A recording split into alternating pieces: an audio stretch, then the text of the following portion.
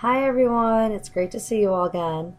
My name is Alyssa Kaufman, and for my field work this year, I am working with kids the age of 5 through 21.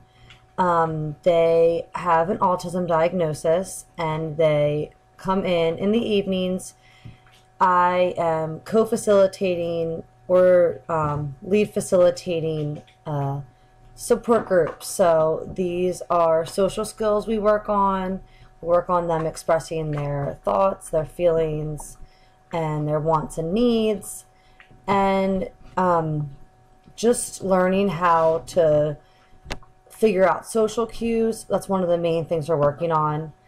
What I've enjoyed most about my fieldwork, I would say, is getting to know each of the clients and building a rapport with them. I feel like right now in my fieldwork, since I've been there for a few months, I'm really getting to know all the kids and I really enjoy working with them. I'm also enjoying understanding and learning about um, the data collection because it's something I had never done before. So, though it was a challenge, I'm enjoying it because I'm much more comfortable with it now. One challenge I would say that I do have though is working with the families. And this is only because I've never conducted family sessions.